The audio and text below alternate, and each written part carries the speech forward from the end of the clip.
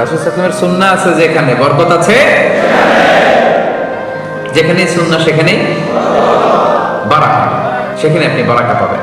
যে কোনো সুন্নাহ, like Sunnah of eating, Sunnah of sleeping, Sunnah of travelling, Sunnah of trading, খাওয়া, ঘুমানো, সফর করা, ব্যবসা, কাজ করা, যে কোনো কাজের ক্ষেত্রে সুন্নাহ মানলেই ওটার মধ্যে বরকত আছে না নেই?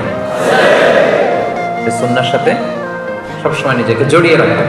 যেমন সুন্নাহ অফ ইটিং, খাওয়ার সময় সুন্নাহ মানলে কি বরকত পাওয়া যায় একটু দেখেন। এক সাহাবী এসে বলে, ইয়া রাসূলুল্লাহ ইন্না নাআকুলু ওয়ালা নাশবা। হে আল্লাহর রাসূল, আমরা খাই কিন্তু পেট ভরে না। এরকম অনেক সময় হয় না? হয়। কার কার হয় দেখি? খাইলেও পেট ভরে না, দেখি কার কার। সাহস করে দিয়ে একজন হাত তুলেও ফেলছে। ঠিক আছে, সৎ সাহসের জন্য ধন্যবাদ। হতে পারে যারা কাজ করে বেশি, চিন্তা করে বেশি, ক্ষুধা লাগে। নট নেসেসারি যে আপনার অনেক দৌড়াইতে হবে, এক্সারসাইজ করতে হবে না। আপনি ব্রেন স্টর্মিং করলে ক্ষুধা লাগবে। আমি নিজেও ফিল করি, যখন কোনো কিছু নিয়ে খুব ভাবি তখন ক্ষুধা লাগে, এটা হয়। তো সাহাবীরা কি চিন্তা করেন, কি সিম্পলিস্টিক লাইফ লিড করতো। মনে যা আসছে নবীরে বলে ফেলছে, ইয়া রাসূলুল্লাহ ইন্না নাআকুলু ওয়ালা নাশবা। রাসূল, আমরা খাই কিন্তু পেট ভরে না। পেট ভরে না কেন? রাসূল সাল্লাল্লাহু আলাইহি ওয়াসাল্লাম দেখেন কি বলে। রাসূল সাল্লাল্লাহু আলাইহি ওয়াসাল্লাম বললেন, লাআল্লাকুম তাআকুলুনা মুতাফাররিকিন। মনে হয় তোমরা একা একা খাও, একসাথে খাও না। মনে হয় তুমি একা একা খাও, মেবি ইউ ইট অ্যালোন। একসাথে মনে হয় খাও না। ওই সাহাবী বলে, না হ্যাঁ ইয়া রাসূলুল্লাহ, আমি আসলে একা একা খাই, অন্যদের সাথে বসে মিলেমিশে খাই না। তখন রাসূল সাল্লাল্লাহু আলাইহি ওয়াসাল্লাম খাবারের সুন্নাহ শিখিয়ে দিলেন, দ্য এটিকেটস অফ ইটিং। তিনি বললেন, ইজতামিউ আলা তাআমিকুম। না না না, একা একা খেও না, খাবার নিয়ে একসাথে সবাই বসবা। ওয়াযকুরু ইসমাল্লাহি আলাইহি, খাওয়ার আগে বিসমিল্লাহ বলবা। ফাইন্নাহু ইউবারাকু ফি, তাহলে তোমাদের খাবারে বরকত ঢুকায় দেওয়া হবে। এবার বুঝছেন সুন্নাহ মানলে কিভাবে বরকত পাওয়া যায়? দেখেন খাওয়ার ক্ষেত্রে আরো রাসূল সাল্লাল্লাহু আলাইহি ওয়াসাল্লাম কি ইনস্ট্রাকশন দিয়েছেন। তিনি বলেছেন, আহাব্বু তাআমি ইলাল্লাহি মা কাসরাত আলাইহিল আইদি। আল্লাহর কাছে সবচেয়ে প্রিয় খাবার ওইটা যেই খাবারে অনেকগুলো হাত পড়ে। এক প্লেট নিয়ে শুধু এক হাত দিয়ে খাচ্ছেন, এটা আল্লাহর কাছে পছন্দ না। একটা খাবার নিয়ে অনেকগুলো মানুষ বসে চারদিক থেকে নিয়ে নিয়ে খাচ্ছে, এই খাবারটা আল্লাহর কাছে বেশি প্রিয়। সুবহানাল্লাহ। তাহলে একা একা খাবেন না, বাসায় যে স্ত্রীকে নিয়ে খাবেন, ছেলে মেয়েদের নিয়ে খাবেন, বাবা মাকে নিয়ে খাবেন, বন্ধুদের একসাথে খাবেন। এবং খেয়াল করে দেখবেন, একা একা খেলে যে টেস্ট পাওয়া যায়, কয়েকজন মিলে খেলে এটা টেস্ট বেড়ে যায় কয়েক গুণ। কি বলেন?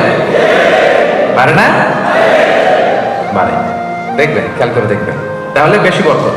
আবার রাসূল সাল্লাল্লাহু আলাইহি ওয়াসাল্লাম বলেছেন আরেকটা এটিকেট শুনেন, আল বারাকাতু তানজিলু ওয়াসাতাত তাআম। খাবারে বরকত নাজিল হয় একেবারে মিডলে, মাঝখানে। এক প্লেট খাবার, মাঝখানে বরকতটা আগে নাজিল হয়, সেখান থেকে ছড়ায়। ফাকুলু মিন হাফিয়াতি, তোমরা চারিপাশ থেকে খাও, মাঝখান থেকে নিও না। ওয়ালা তাকুলু মিন ওয়াসাতি, মাঝখান থেকে উঠাবে না। তাহলে লেটস সে বিরিয়ানি আনা হলো এক বোল, আপনি যখন ডিস্ট্রিবিউট করবেন বা খাবেন, আপনি এক পাশ থেকে শুরু করবেন, করতে করতে করতে করতে মাঝখানে যাবেন। অনেকে একবার মাঝখান থেকে দেয়া শুরু করে, না, বরকত নামে ওই জায়গায়, ওইটাই যদি একজনকে দিয়ে দেন তো বাকিরা বরকত পাওয়া লাগবে না? হ্যাঁ, তাহলে বুঝে শুনে না। আচ্ছা, মাশাআল্লাহ, এই তো বুঝতেছি। আরো কি বলেছেন রাসূল সাল্লাল্লাহু আলাইহি ওয়াসাল্লাম, তুআমুল ওয়াহিদি ইয়াকফিল ইসনাইন। দেখেন আমাদের ইসলামিক ভ্রাতৃত্ববোধ কত সুন্দর। একজনের খাবার দুইজনের হয়ে যায়, রাসূল সাল্লাল্লাহু আলাইহি ওয়াসাল্লাম বলেছেন। তুআমুল ইসনাইনি ইয়াকফিল আরবাআ, দুজনের খাবার চারজনের হয়ে যায়। তুআমুল আরবাআ ইয়াকফিল আস-সামানিয়া, চারজনের খাবার আটজনের হয়ে যায়। এটা আমাদের ভ্রাতৃত্ববোধ। একটা বঙ্কুস চাইলে দুজনে খাওয়া যায় না?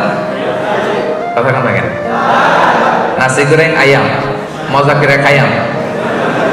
তো এখন নাসি গোরাইন আয়াম নিয়ে আসছেন আপনি এক বক্স, এটা দুজনে মিলে খাইলে হবে না? হবে না? এটাই শিখেছে ইসলাম আমাদের। আনলাম, তুমি একটু আমি একটু, ভাগ করে হয়ে গেছে খাবার। দুইজনের খাবার চারজন শেয়ার করা যায়, রাসূল সাল্লাল্লাহু আলাইহি ওয়াসাল্লাম বলেছেন। চারজনের খাবার আটজন শেয়ার করা যায়। আলহামদুলিল্লাহ পড়ে। কি সুন্দর এটিকেটস তিনি আমাদেরকে শিখিয়েছেন।